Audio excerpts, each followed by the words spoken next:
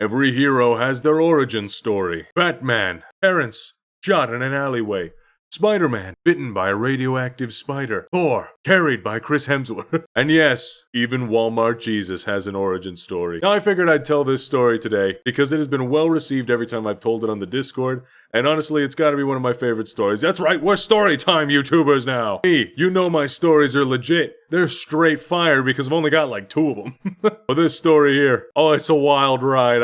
I don't know how I'm still here today. I was about 15 or 16 when this happened. I didn't have my license yet, and I lived in small town Canada, where there were no jobs out there because it was such a small town, it was really hard to find any work. Well, I was given an opportunity when my parents decided they would help me find a job in a city over, and I actually managed to get an interview for one, and eventually landed the job. I worked nights after school at a restaurant inside of the city about 30 minutes away, with a bunch of wilderness stretching in between. Well, if you know me or you catch me in the Discord, I can get a little caught up in conversation. You know, I'll say, I'm getting a little sleepy. Someone will mention something that's an interesting talking point, and I'll find out that, oh shit, I've been here for 6 extra hours talking. I was supposed to leave. I just have a way of getting caught up in conversation. I don't know if that's like a character flaw or anything like that. But what wound up happening was the same thing happened at night when my dad came to pick me up. My shift was over, and I was talking to my coworkers, and he was waiting in the parking lot. He was very patient, but eventually, I think it got the better of him because I was talking for a little bit too long. And he decided, you know what I'm gonna do? I'm gonna teach this boy a lesson. And,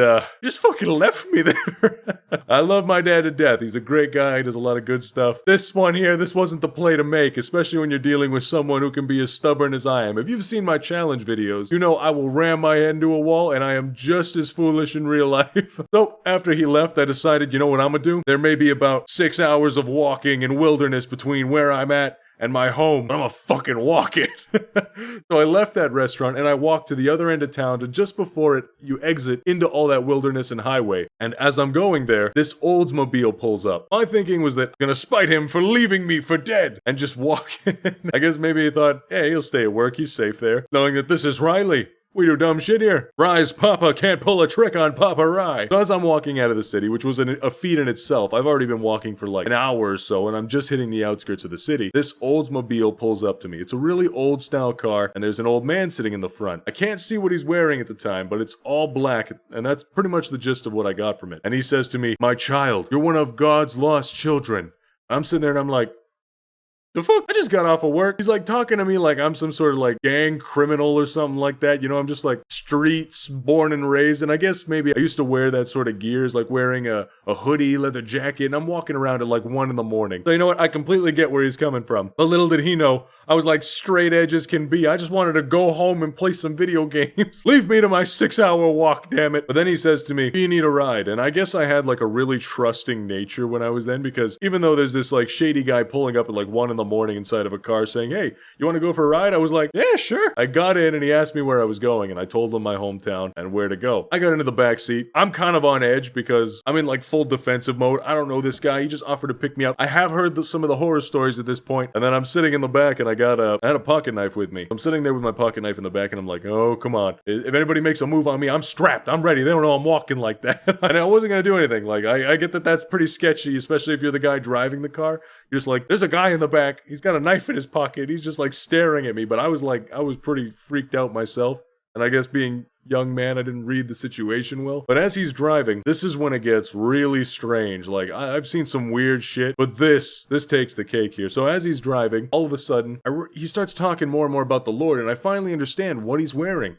It's a full-on priest's gear. Now, priest's gear, if you're getting picked up by a priest at 1 in the morning, never has a story started like that gone well. You know, that is bad news. The danger levels are off the charts. And me being me, I was like, this seems safe enough. But I get in, driving, and then all of a sudden, this priest starts reading off scripture, right? And I'm thinking, this isn't gonna be that bad. And he takes his arm like this, and he smashes the top of the visor there, where the sun visor that comes down, and out drops a Bible on the page that he wanted, and he continues to read the scripture of it.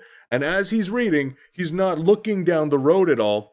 It was about 5 minutes straight of just staring into this book, not looking at the road, doing anything like that. He didn't deviate, he didn't move, he just read to me as if I was like some lost child. It was fucking weird. I was sitting there like, I'm gonna die tonight. And as he goes, keeps reading, he's reading, and then all of a sudden he just slams on the brakes as hard as he can, almost enough to give me whiplash. I didn't see this man look up from the book. I didn't even see his eyes move. And trust me, I was watching like a hawk that whole time. So he stops and he opens his door, and exactly where he walked, he's still looking at the book at this time, and as he's opening his door, and he looks to his left and picks up a motorcycle helmet off the ground. And I'm sitting there and I'm like, what the fuck just happened? I am actually kind of shaking in my boots right now because this is just weird. He gives me the helmet and he goes, souvenir for you. And I think that helmet might still exist somewhere near. I might still have it. That's a rare thing, but if it's out there, maybe at my parents' place or something like that, and I'm able to find it, that is like a rare gem. He keeps reading the scripture, and then he drives, and he goes, I need to take my wife somewhere. So he stops in at his house, picks up his wife, and the house looked like a decrepit house in the woods. It looked like if anywhere you were going to get murdered, that was the spot to get murdered. But I guess he was just getting like a safety net or something like that, because, you know, there's a creepy guy in the back. I'm trying to like see it from his perspective, but reading the book like that and stopping on a dime right where you wanted to, just nutty. That don't happen. So, I mean, I'm already like, danger bells are alarming when he pulls in here. I'm ready to die. I'm just like, this is it. You know, here we go. I had a good run. His wife gets in. We move down the street. She gets out a little bit later at another house. And then he starts driving me home. And he keeps reading scripture the whole way. I'm not even questioning what just happened. I don't know I'm not too spiritual or anything like that, but if there ever was anything, it was in that car right there. So he takes me home, and the last thing he says to me as he drops me off is, I had no reason to help you tonight, but the Lord said be good to your neighbor. And then he unlocked the door, I got out, and he drove away. That was the last I ever saw of him, last I ever heard of him. A good Samaritan priest at 1 a.m. I walked in and my mother went, how did you get home? I told her the story. And oh boy, she was like, you dumbass. I don't blame her either. But yeah, that's my story of the motorcycle priest. It didn't have too much of a great ending, but the whole thing was just wild as I was driving down the road with that guy. But I've got more stuff coming up. We have a riff match this weekend. I just figured I'd tell something that's a little bit interesting. And everyone in the Discord seemed to like this one as well. So I'm hoping you do as well in the meantime. So thank you for watching. I've been Rylee. That's the story of how I got my Walmart Jesus powers. And I'll catch you in the next one.